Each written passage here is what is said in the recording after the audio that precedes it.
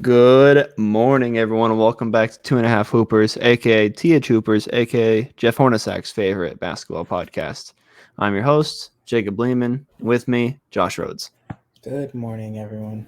No George today. He's a little bit not under the weather. He's just tired. Fatigued. he had a He had a he had a long long weekend. weekend at his dance festival or whatever. He said there wasn't a lot of dancing, but then The young adult conference. Yeah, he said it wasn't a dance festival this time, but there was still a lot of dancing and not a lot of like Soldier Boy Crank. That's a lot of like Greek dancing. So, very one note from him, but I'm sure he had a great time. He was there for 4 days. That's a long time. So 2-man pod right here. What did you do this weekend? Just listen to Drake, or was there It's work. That's work? what I did. That's what Yeah, I did. I worked and then got ready for school, and then I missed my first class today because I slept through it. I thought it was online, so I was like, I'm just not gonna go to it. And then I got an email. It's like, so you didn't show up. I'm like, that's. Did you email her back at least? I did email Professor Flores back. Okay. I did. So I'm staying in the class, thankfully. History. It's very important to my major, so it'll kill me if I get dropped from that class. Yeah, maybe a little bit. Side note, class I did go to today. Just go to my class, last name Kuzma. That's kind of funny. Spelled the same way and everything, just like Kyle. Ironic. Shout out. Not gonna say first name, but Kuzma. Why not? Hey, but before we get into the recap of last week, I guess. Remember, if you like us, go follow us at THoopers Instagram, G_Martin21 on Twitter. He deleted it for the weekend. Unfortunately, he didn't delete Snapchat, so I had to see him everything he did, which was a little too much. It was like we were there. But he deleted Twitter for 4 days for some reason, and then he came back. First tweet back. Well, his first tweet back was, "What did I miss?" And I was like, "Man, shut up." And then second one was like a banger. I got like 900 likes, so he was back at that George_Martin21. He, I think he did because he wanted to say first tweet back was a banger. I was like, man, that's a Mickey Mouse first tweet. Yeah, they're all Mickey Mouse because of big business retweeting that. But and then. I'm not going to say the TikTok. It's useless at this point. He gave it up. YouTube. Hoopers pod. Yeah, at YouTube, 2.5 Hoopers. Hello. It will try to correct it to the Hoopers. Don't let it do that. We are TH Hoopers. So yeah. All that stuff. Then let's get into this recap. Oh, by the way, you comment, you get a shout out. You know the deal. Yeah, let's get into it. I don't know how long this will run because we're in the dog days still. But the one real thing that actually happened was Nets made some moves. And I want to see like how you really think about them because they made a lot of moves, but like how much do they matter on the grand scheme when you have like James Harden, right, Kevin Durant, and Kyrie Irving. Mm-hmm. But we'll start with the two pickups they made. LaMarcus Aldridge is back and fingers crossed healthy. I hope he doesn't have to go like right away back out of the NBA because he got he had to leave last year. But he's back, and then Millsap is signing with them after he was at the Nuggets last year. They're both 36 years old, adding to an even already old Brooklyn Nets roster. So what do you think of these two moves, and how much does it really move the needle for you? A little bit. I think Millsap still's got some juice in the tank. He's not going to be anything near what he was, but he still kind of puts in the effort, and this is kind of like ring chasing, I guess, for Millsap. It's great to see that LaMarcus Aldridge, because I think that it seemed like he had some stuff left in the tank. Very unfortunate that he had to retire, but all the health concerns, he had a health test. You are in the dark. I went the wrong way on the knob. All of his tests that he did, he passed them, so he's cleared for all basketball activity, which is good to see. I don't think it moves it too much because they're very top heavy as a team. But again, in the scenario that like they're stuck with like one or even two of them, it's nice to have players that can give you like a good 10 minutes. Whereas they were fighting for their life at the end of that Bucks series, and Durant was playing like all 53. Like, holy smokes. Well, yeah, Millsap is a really good. Correct me if I'm wrong. I feel like he's one of the main reasons the Nuggets made that big leap because they signed him right after they had like that. I think it was right after they lost in 7 to the Spurs. Right. And they signed him, and they became a much more mature team. Millsap has really good veteran leadership. Yeah. I think a little bit more than LaMarcus, I would say, just because he's been in those situations a little more. Yeah. But yeah, Millsap, I really like to pick it from a locker room standpoint. And then yeah, LaMarcus. I don't know if you thought he was going to go anywhere else if he did come back to the NBA. I feel like They it were was going to. talking about Chicago, like there was a rumor, but Well, like there was like it was like Chicago, the front runner for LaMarcus Aldridge, and like 5 minutes later, it's like Brooklyn Nets resigning. I was like, yeah, so what was I that don't think about? there was anything But yeah, I speculation. don't think he would go anywhere else besides the Nets. Speaking of Paul Millsap, I just remembered this.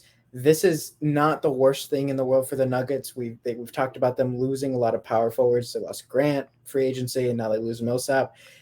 Aaron Gordon looks to make Denver his new home. They are talking about signing a long-term extension. I don't know when that will take place, but they are talking about that in the works. So I guess Denver really didn't see a whole point keeping Millsap because they have their long-term solution, and Aaron Gordon seems to like Denver a lot. So Yeah, and they kind of got an 18-month tryout of Aaron Gordon because he has 1 year left, and they had him for the half season last year, obviously. And then yeah, him and Michael Porter Jr. Should be there. for a They're while, 3 and 4 interchangeable. And they obviously, have a Joker at the very five. set team. So now you're just gonna kind of look in the draft for power forwards. I think they have JaMychal Green still, so like they'll be fine as far Yeah. as that goes. So yeah, they signed those two, and then now you're like, oh, they have a front court logjam. Let's get rid of that. Actually, not really, but they trade DeAndre Jordan, and 4 second-round picks. And I guess I should clarify those 4 picks kind of offset DeAndre Jordan's horrible contract. I think he still had, I think it was 2 years, 34 million left 2 on it. years, too much million on it. Yeah, too much. And then they traded him to the Pistons for Jahlil Okafor and who else? Siku Dambuya. See, I'm the host. I know my limits. I know he's good though. I saw he's pretty solid. Like you said He's a there before very pre-pod. yeah. He's He's a kind of like a project. he's like a Jeremy Grant where he's got that pogo stick like badge from like 2K. He's a high Yeah. energy guy. He doesn't have the skill Jeremy Grant has obviously just yet, but he's Mhm. kind of built like that. He's kind of like oversized power forward, undersized center, where he's just kind of like he's that glue guy. And then yeah, Jahlil Okafor has bounced around a lot. But hey, maybe they'll give him a few post touches if he comes off the bench if you're the Brooklyn Nets. Let's finish with the Nets here, and then we'll go into the DJ talk. They now sort of do have a front court logjam, which is weird to think. Blake Griffin, Marcus Aldridge, Paul Millsap. I don't think Okafor will get a lot of run, but shoot, what is it one more time? Dambuya. I have it written down, but like yeah, definitely. Yeah. So do you kind of feel, and then Nick Claxton as well, who I think really should get minutes. So do you think it'll really be a problem, or you say, hey, Millsap, LaMarcus Aldridge, this project and Dembuya, like they're not really going to be like rotation players. It's going to be Blake and then probably Nick Claxton, and then some other like KD at the 5 type small ball. I think they have some reserve. Like in the regular season, I think this is just a ploy. Like, oh, they got players. Like we might see Blake Griffin at the 3 and like Durant just not playing. I wouldn't be Mm-hmm. surprised. But when it comes playoff time, I think they might still do the same thing they did last time, where Claxton's minutes deplete and they choose to go over the people that have been in that situation. Claxton will probably get a lot of run in the regular season, and everyone will be hyping him up. And then they'll be like, "Why did Steve Nash bench him in the playoffs?" I would do the same thing if I was Steve Nash. I'm going to take somebody that's been in the conference finals. I'm going to take someone that's been in a game 7 over Nick Claxton, who in his limited time did not look the best in the Milwaukee. Okay, and the Or playoffs. Okay, yeah, not yeah. I'm talking playoffs. I'm not talking I was like regular regular season. season. He was probably their Regular season, he was great. That's yeah. why he had an argument for getting playoff minutes. But when they did give him playoff minutes, it looked like he struggled greatly. So I think they just have, again, they just don't want to be in the situation they were in last year. I think they just have more players in the chamber for that purpose. So I don't think it's going to be a big rotational issue because everyone's in there kind of knowing their role. So yeah, now it's time for DJ talk. There's 2 parts to this. Like I said, we're gonna wrap up the Nets part. What do you feel this means for like the Nets moving forward that they finally let go of DeAndre Jordan, like the third wheeled like KD and Kyrie, like the guy who wasn't really playing the best last year. I think everyone knew, but the players wanted him to start because they liked him so much. What do you think it means that they finally decided, okay, let's trade him, get some cap relief, open up the front court? Like, what do you think it really means for this team going forward? It's not like this isn't like a Modern Family basketball edition. I think it's like, you know what, like we sign you guys, but like at the end of the day, if you're not worth the money we gave you, like we won't hesitate to get rid of you. This should probably be the biggest heads up to Kyrie Irving, I think, because everyone's like, oh, Kyrie will just probably end up staying there because it's like they have a whole thing going. Like they can afford to lose Kyrie Irving. That's how talented this team is. So I think it's just more so like if you don't play the way that we expect you to play when we sign to that contract, like we have no problem like letting you go. So I would slow down on that, but I do think the overall arching point of, hey, like it's a business now. Like it's not just like KD and friends. We'll trade you, like stuff like that. The yeah, Kyrie, I don't know about all that, but I think I that think it's just that's across how right he there. might take it. But Yeah. regardless. And then you said pre-pod, 47 million saved, right? Yes, so the Nets saved 47 million in salary cap and taxes because they did get rid of some cash considerations also. So it was probably a little bit higher, but because they had to kind of settle the money aspect of it, they couldn't afford a buyout. So they saved humongous amounts of money on this. They're still down bad salary wise. Do you think the four? Well, they're also down bad pick wise, not even more after this trade because the Harden trade and this one.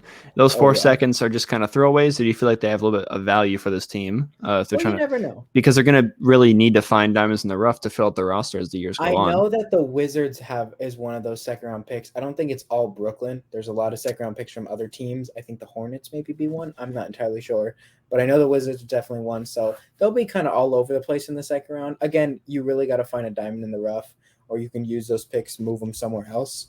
But I mean, it's not a detrimental loss for the Nets because it's not like they're gonna guarantee get a diamond in the rough. Mm-hmm. I think it's just the quantity that they lost rather than the quality of the picks. But I don't think it's horrible considering what their play style is. The front office is pretty crafty, Bruce Brown, and then getting Shamit, and then ultimately trading Shamit away. You mean Bowen? Oh yeah, who did I say? Bruce Brown. Yeah.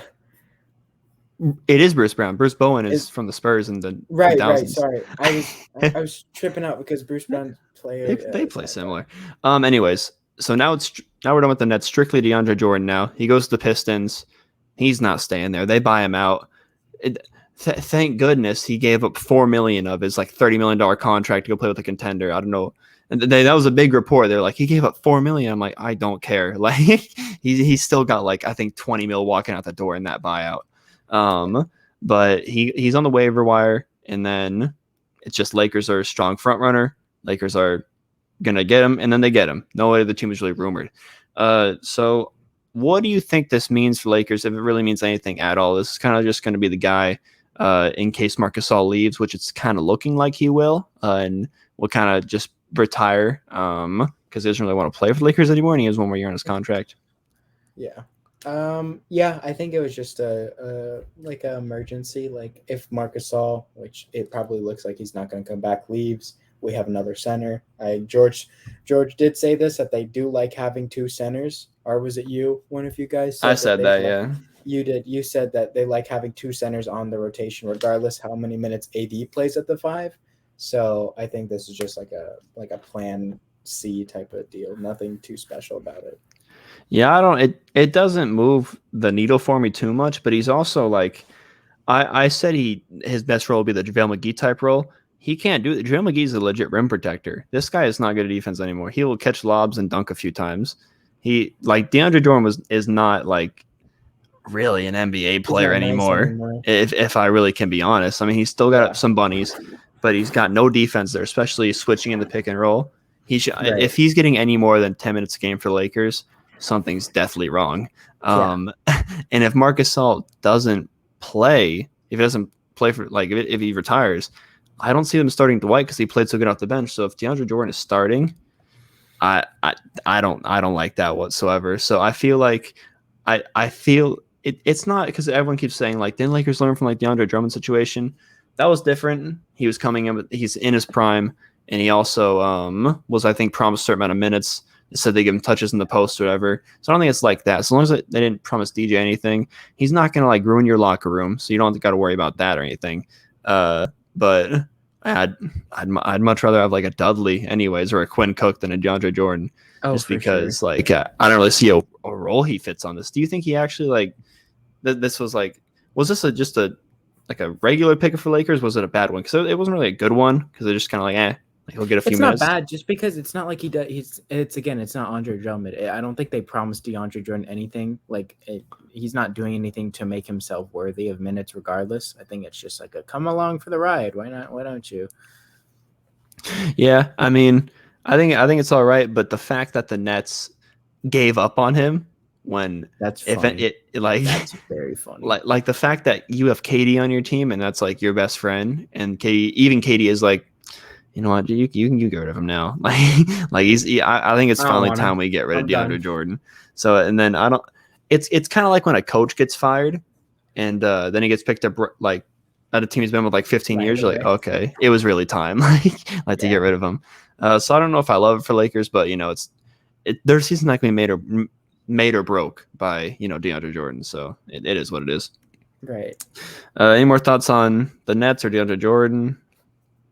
I don't think so. Well, that's some other big man news. Clint Capela, I believe he had one more year on his contract, if I'm not Yes. mistaken. He signs for 2 more. I think it was 2 years, 48 million. Sounds Yeah. right. Okay. Cool. 24 mil a year with the Hawks. This is what happens in the dog days. GMs get bored. They're like, you know what? Let's just give them the money now. Who cares? They call up their players and see what they want, and they're able to make a deal. So Clint Capela with the Hawks for at least 3 more years, unless he's traded. So what do you think about that? I know you like what the Hawks are doing, and I always feel like they kind of have a little bit of too many players, but they made the conference finals last year, so they're doing something right. This one's difficult because Clint Capela was their second best player on that run. There's no denying that. I don't think he was the most consistent. He had a very, very difficult time and did his best with some of the best big men on the Eastern Conference and beating Giannis. So I think he's definitely worthy of the contract. But my question is like this is the complete opposite of what Memphis did. Where they shipped JV after a really good year for their future goal, essentially. And I know Capela is probably not their long-term goal, especially considering they drafted Big O top 10 last year. 6th. Yeah, so I was very confused. I was like, why don't they just let Capela ride it out, or maybe they trade Capela, do like a sign-in trade perhaps. Maybe so he can get the money that he wants on a team that needs a center like that. But I mean, it's like he's deserving of the contract, but it's like, does he really fit Atlanta's long-term plans? Because now Big O has 3 years before he's arguably the starting center or like a starting piece, period, because they just paid John Collins. They invested all their money in the big men this year. So it's like the guys that you drafted are practically useless and they want to trade Cam Reddish. There's a lot of questionable things going on in the Hawks front office. Yeah, so I'll tackle this part first because I like the Memphis comparison, just because second best player was an older big man that was figure timeline. They went 2 different directions. Difference is the Hawks did make the conference finals, and I had them winning. Like I had them going to the finals. Like idiots like me did. I know the Bucks ended up beating them, but like some people actually did believe they could make the NBA finals. The Grizzlies lost at 5. Lost in 5 in the first round. So while the Grizzlies are building for the future, that's why they traded JV. The Hawks are the future and they're the present. Like they could get a top 4 seed in the NBA and like in the East right now. So I don't think you could just be like, okay, we made the conference finals. All right, let's just get rid of our second best player. Yeah, that's what makes it like so that. much more difficult. Yeah. So that I think they made the right choice here. But yeah, going back to what you're saying, they drafted Big O. I don't think they think Clint would be this good, like still, like and fit their timeline like this.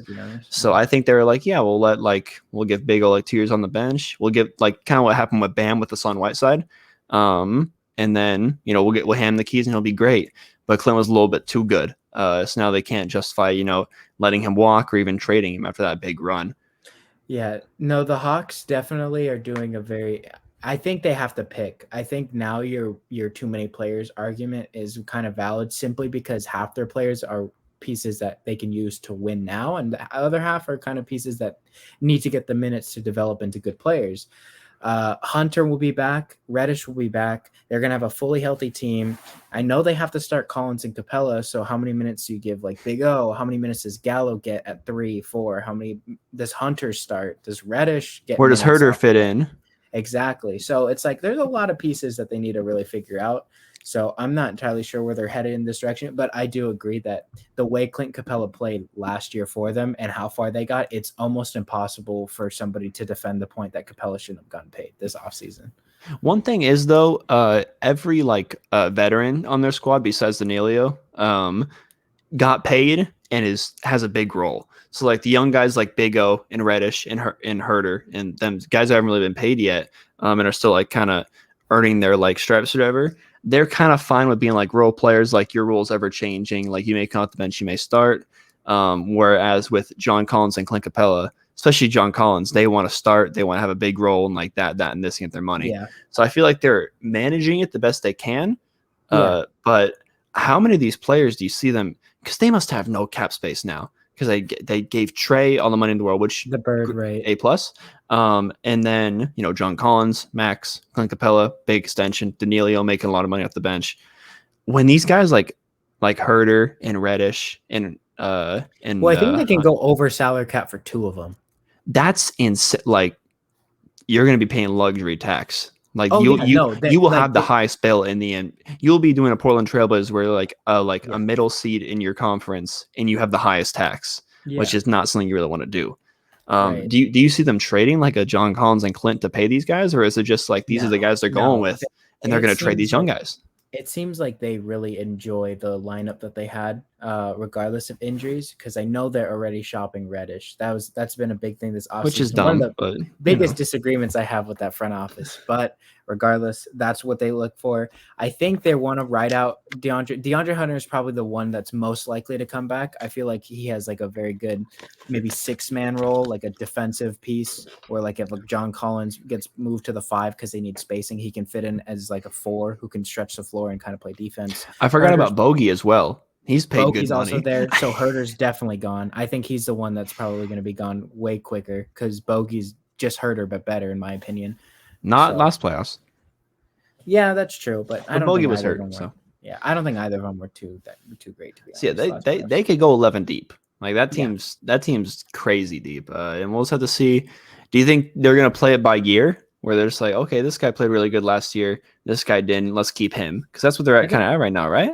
Yeah, I don't think they're going to change mid-season just because I think they like the locker room presence. They did change mid-season last time. They made a great change last season, so they're not opposed to that. Yeah, but I think right now they like what they have, so I don't think they're going to make anything drastic until maybe next offseason, unless they're struggling like down bad, like 11th, 12th seed. It's not working out.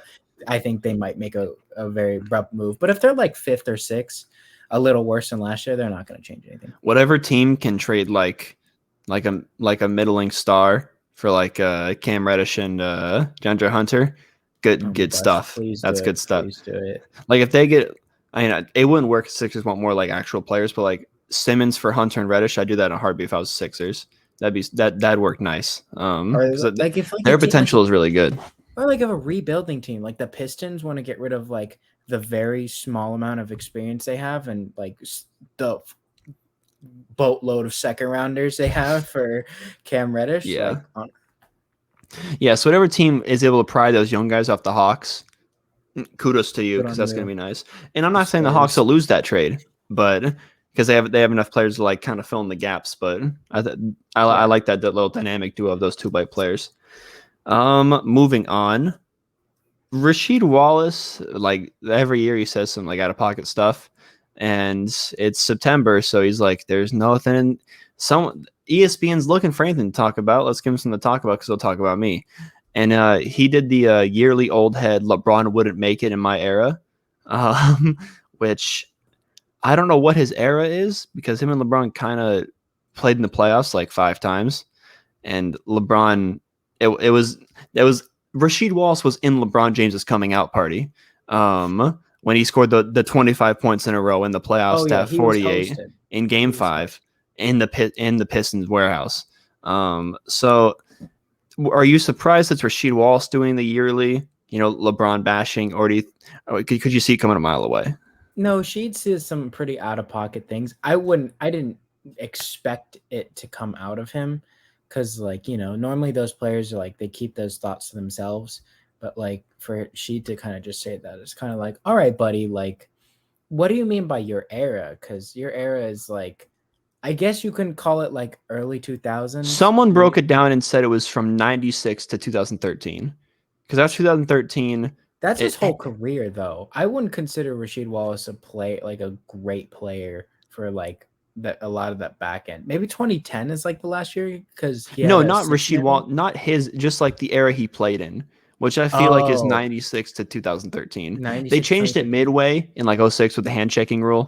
I want like okay, that's beyond ridiculous because LeBron came in the league 03 and he missed the playoffs his first year, and then he didn't miss the playoffs after that. Rasheed I Wallace saw did it it on Twitter. twice. Maybe it was a LeBron stand being because he was like in Rasheed Wallace's era, 96 to 13. Rasheed like that of this. LeBron 2 titles, 4 MVPs. You know that is that of that. We'll go 2000, like we'll go 99 to like 2008. We'll call it that because Because he's talking 2009 about when the league got soft. When would you say the yeah. league got quote unquote soft?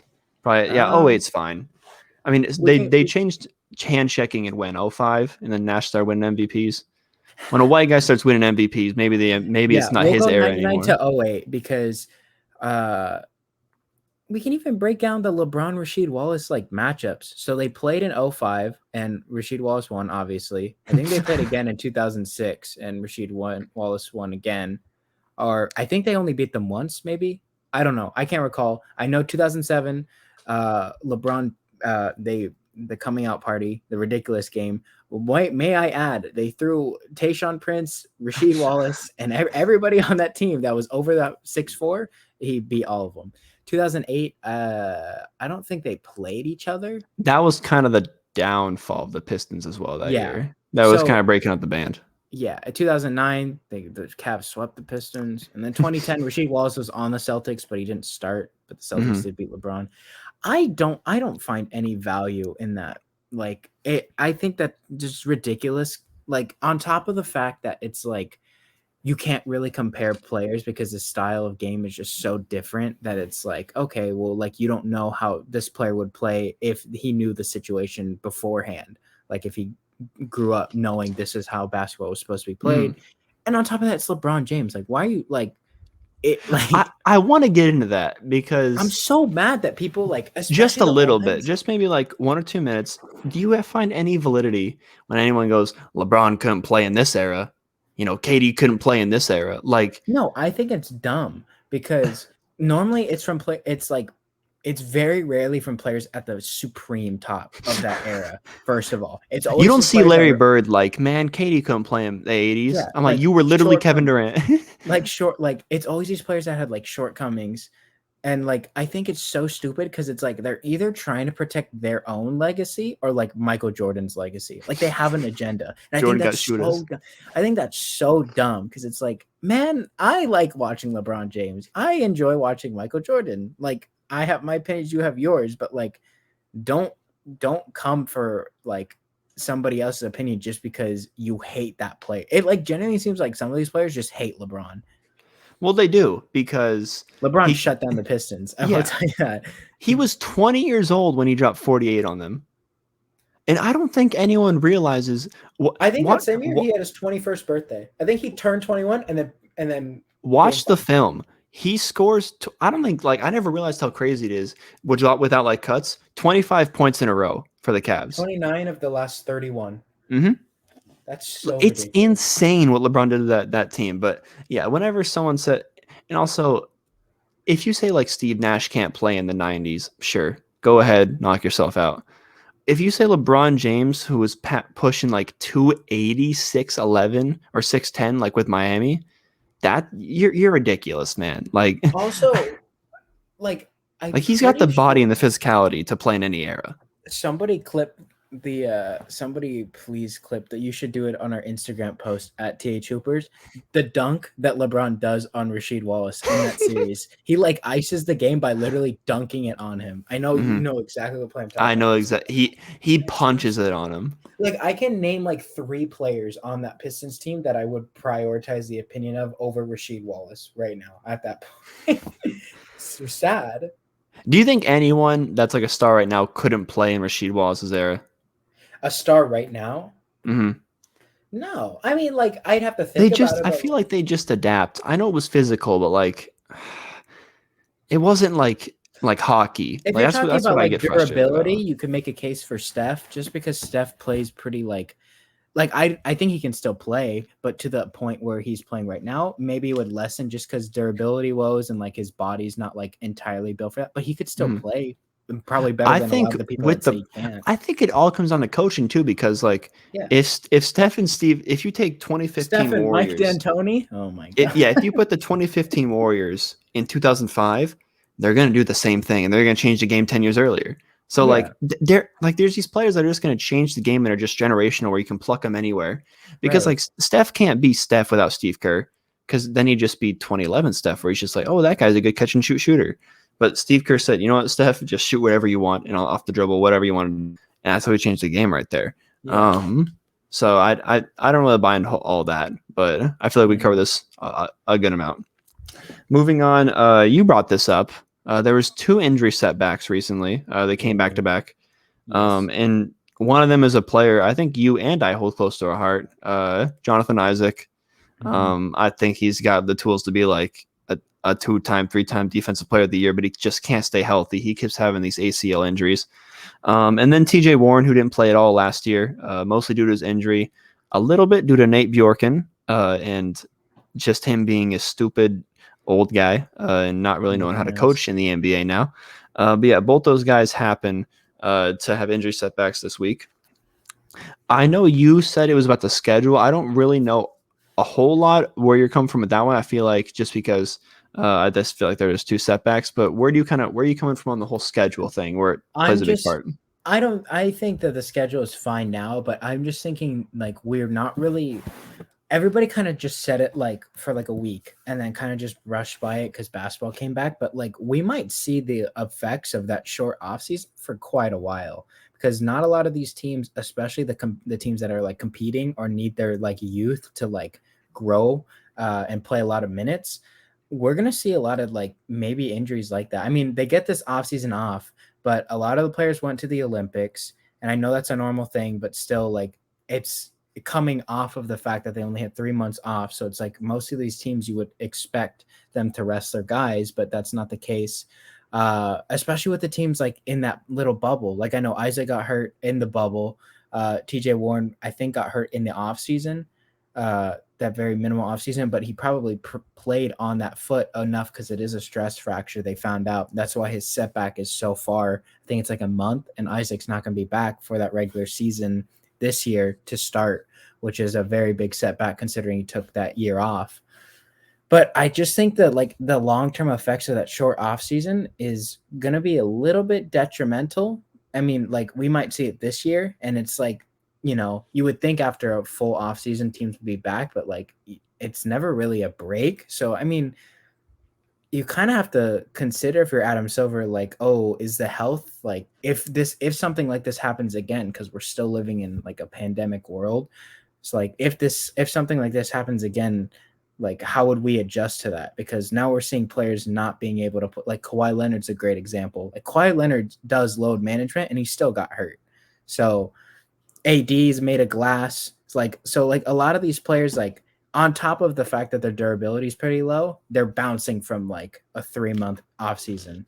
Not even 3 months. It was like a month and a half. It was like it It was was so 72 days yeah, like for the Lakers that need. that that's horrible. Like I'm not saying like they did what they had to do to keep basketball going, and I know it's a like a marketing business, but like I feel like that's a very under talked about or under discussed topic is just that short off season creating like long-term effects. And in the case that something like this where the health association has to change the basketball schedule, like they can't do the same thing again that they did because that'll just be even worse. I hear you for sure, and I've always been on board with like last year, like yeah, this injury is probably caused because it's a lot of like soft tissue injuries, like George likes to bring up a lot. Do you think there's any merit? Because I'm kind of thinking about it right now. If you omit the Olympics, because most of them, besides for KD and then the two Bucks guys, and then Booker, most of the Olympics guys didn't make the playoffs or were out early. And then the guys who made, so if you take out the Olympics, the guys who went far in the playoffs had a long offseason the time before compared to like it wasn't really too shortened. The Suns, the Hawks, the Bucks kind of they did go out in the second round. And KD was just out. And then who made the conference finals against the Suns? Shoot, I'm blanking. Clippers. The Clippers. Well, they did get hit by Kawhi, so it kind of bounces there. I think I know where you're going with this. Like, yeah, just the area. Do you feel like it's kind of equal now because these players had short off seasons, like the Lakers and Heats and the Nuggets, they get a long off season now. Like I feel like all the injuries that happened this year are kind of just the injuries. Right. And we will see that. I think it worked out very well in that favor. I'm just saying in the scenario that this happens again, like what if a team doesn't get that favor? Like for an example, like if a team makes it to a conference finals and then it's a small break and then another season and then they go to the Olympics, like that could be an issue. It worked out very nicely because a lot of the teams that made it far in 2020 didn't make it very far in 2021. One could argue that fatigue is a good reason for that. But I mean, you never know. Like, I mean, there's no way of knowing if like Anthony Davis doesn't get hurt because of this, or if Kawhi Leonard still gets hurt, regardless of how long the offseason is. I'm just saying, like, maybe like reconsider. I think they did the best they could in terms of just like emergency procedure. Like, what's the best way we can keep basketball alive while also watching for player concern? But it's definitely something that shouldn't just be set in stone. Because right now it kind of just seems like, oh, they're just going with the flow. But like, well, now they're back on track at least. Right. They ended late and they're going to start normal time. They started on Christmas last year. I think we're back to an 82 game season. Yes. Which fine, and it starts. I think probably. I think it almost starts around Halloween. 82 game season. I'm a big stat historian guy, so I don't want them to kind of change it because then no one's gonna ever break that Steph Curry record of the threes made in a season and stuff. And I last year in the 72 game, no one really I didn't really notice it. I thought I noticed it a whole lot more as far as like stats and stuff. But yeah, like no one that not a single season record was broken last year. But you can also argue the fact that there's a lot of players that have the opportunity to break those records, don't play in the full amount of games to get in a position to break those records. Well, that's why like it kind of sets it apart. Like if you want the record, go get it. That's why like Russ didn't really sit out when he was going for the triple doubles. You'd rather have them have the opportunity. Steph played, I think, the 82nd game when he broke the record. I think they're also going for 73-9, which you can't break that record unless it's 82 games. So that's where I think it kind of sets apart. Like if you want, like there's pros to not taking the regular season seriously and like resting and stuff, but like there's also pros to taking it seriously. You get your name in the record book sometimes. So that's where I kind of like the 82 game season. But I do agree. If I'm like a GM, I'm not expecting my star player to play any more than 70, and I don't really want to play any more than 70 because it's just too long, especially if you're a star player. Unless you're like Trae Young or Luka Doncic, a young player, if you're like 27, 28, don't play 82 games. It's just not smart. Like it's not. Yeah, of course. And that didn't really start till 2013 when the Spurs started doing it and resting their guys. So new era. But yeah, I do like the 82 game season just for that reason. Fair enough. A few more things to talk about, and then we'll get out of here. You mentioned this. I don't want to. This is the last Ben Simmons rumor I'm mentioning until he's traded. It's the last one. But it seems like the Cavs are ready to give up just about anyone to get him. Is that true?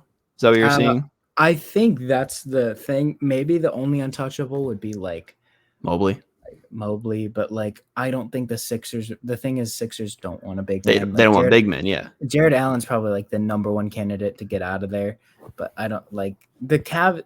I'm just curious as to like this opens a whole new tunnel because like I know it's such a small rumor, but like come a week's time and Simmons still isn't moved, like are the Sixers gonna make deals before they make a deal? Like for an example, like they trade for Jared Allen, but they already have a plan to trade him as soon as he gets there. Mm-hmm. Like how how extensive is Daryl Morey going to go to get rid of Simmons, or is he just going to, Well, that would just be bringing a third team in, I would feel. right? So, how do you? Because I mean, it's a pretty cut and dry rumor to the Cavs. They got a few guards. Maybe the Sixers want to get some youth in there and get a guard back for Simmons. Obviously, if they can steal Darius Garland from the Cavs, that'd be cool. Insane. That would be insane for Philly. But how do you feel? Because I don't want to bring him up until he's traded, so I want to get this out of the way now. I'm thinking about it. When's the last time an NBA player really like sat out like the first games? Because I was watching First Things First, and Nick Wright said it was Tracy McGrady with the Rockets in 08. He missed 3 games, and then he just played again. We've had some mysterious injuries happen where Kawhi Leonard missed a whole season. That's my foot hurt, and it's an injury. It's not really a basketball thing where they sit out like seasons. They don't want to miss those game checks. I mean, that's a fair point, especially with Simmons, with the way he treats basketball. That's a very fair assessment. But I mean, I don't know. Like, it's a completely different era. And like, again, they could easily just say Simmons got hurt and he could just be getting those game checks. So like, there's way to cover up the fact that somebody goes like, hey, I don't want to play, because it doesn't look good on the team. Also, like, Houston looked very bad. Like, they were really fighting for their life. Like, they resorted to getting Ron Artest, a guy that had a horrible reputation in the NBA, just because that Tracy McGrady thing really set them back. I mean, I wouldn't say the same thing for the Spurs because they covered it up with the Kawhi thing, but there was some issue about like Kawhi versus Pop, but Pop already had the reputation. Philly's been kind of flipping around, and a lot of people don't like the way they treated AI, and a lot of people don't like this and that. I don't really know what their plan is, but if Simmons straight up goes up to them, I think he did, or he's like, hey, he told his agent, like, I don't want to play for these guys. If they want to cover it up with an injury, they should do it very quickly, or they should get rid of him. I feel like for Philly, they hold all the cards because they're good enough to be like, we can start the season without Ben Simmons and still be a top 4 seed, 100%. Who started at point guard for them? Is it Milton? Probably. Unless they really like Maxey. I wouldn't mind. Like, they got you just give Tobias Harris a larger role. Joel Embiid has an MVP caliber season again. Doc Rivers is a great regular season coach. Like, they don't have to trade him immediately. Right. And I'm in that camp now. I don't know if I've been consistent on that, but I know they don't have to trade him immediately right now. I think if he starts missing games, they have to get rid of him like right away. Well, that's what happened with. I feel like he would be best doing the Harden thing, where he has like a game where he's like, this is what I can do. When Harden dropped like 48, 10, and like 15, and he's like, this is what I'll keep doing if I'm a Rock. And he had like 2 for 21. Like, he was partying with a little baby. And they're like, we got to get this boy the hell out of here. Like, he is not good at being a good look for the franchise. That's true. Yeah. So I feel like, because his and with Harden, I don't, looking back, hindsight's 2020, they didn't get a great package for Harden, but his value didn't go down. Like, after he like had those like bad games and he was throwing like a bitch fit for the Houston Rockets to get him out of there, like, his value didn't go down. They were like, okay, it's still James Harden. Ben Simmons' value is at an all-time low. It's not going to go lower, so you can be patient about trading him. Fair enough. But that's the last one to talk about Ben until he's traded. I'm sure I won't, because there'll be another rumor and it'll be super juicy. But since we're talking about it and are hoping this is the last time we say it, do you have a prediction of where he will be? I guess we can say start of the season. He's gonna be with Philly. Yeah. Daryl Morey is way too like particular about the trade he gets back for him to really trade him for role players. And I feel like that would be the move, just to get some depth on that team. As long as you get like a fringe like point guard, fringe all-star point guard back, like an Atlanta Hawks Jeff Teague, I feel like that's enough.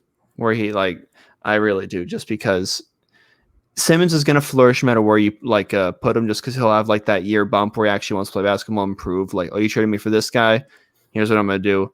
But it's just better to get him out of there as soon as possible. But like I said, they hold the chips, and I feel like they won't really do that. I think they'll really play hardball with him. Do you think where do you think he'll be at the start of the season? Game 1, Halloween. It is September 8th, 2021. I'll say he gets traded. He's getting traded. Is he going to Cali? I don't know. I feel like he's gonna go to a team that's like not on his list, but a team that like can utilize him. Like there's like they'll probably be like one of the last teams that is mentioned with a Simmons rumor, but they're the one that has like a decent package. Spurs, but like maybe like a New York team, like the Knicks, or I don't know, somebody that will offer Daryl Morey a little bit too much, who might freak out a little bit because he misses training camp, and they send him just because they want to have a full team before the season starts to avoid any sort of locker room tension or like issue. So fair enough. I think he might be gone. I'm just thinking that he would be a horrible fit for the Cavs. Oh, why do they want him? Your guess is. I mean, the goal is, I think, to play him at like the 4, like the big man. But you have Mobley and Jared Allen, and now Lauri Markkanen. Yeah, God, I hate the Cavs. I hate them so much. But yeah, I think they see big market player and they just need something, because whoever trades for Simmons, well, I lost my train of thought. Has him for a long time. He's on a long contract. Yeah. So that's a big thing. And if you give him the keys to your franchise, he'll make an all-star game or two. He's not a bum, but giving him the keys to your franchise probably means a 7 or 8 seed in the East, missing the playoffs in the West. So I don't see him being better than like a Zion was this year, like a 26-7. He's not going to get there, and Zion missed the playoffs in the West. So if you send him West, I don't know. You have a really good coach to utilize him if you want him to be that good. Greg Popovich. But I'm going to call it there. That's going to do it for tonight's episode. Thanks for watching. If you're on YouTube, once again, hello. And then Instagram at THoopers, Twitter, G_Martin21. Hopefully he's up in time to advertise it to all his Twitter followers. And then TikTok, THoopers Pod. And yeah, I think that's all there is to it. So we'll see you when we see you. Maybe Friday, maybe Monday. I don't know. Not a whole lot to talk about, but we have to talk about divisions. That will happen before the NBA starts. But hey, we'll get to it when we get to it. But yeah, thanks for watching, everyone. Thanks for being an OG, and take care.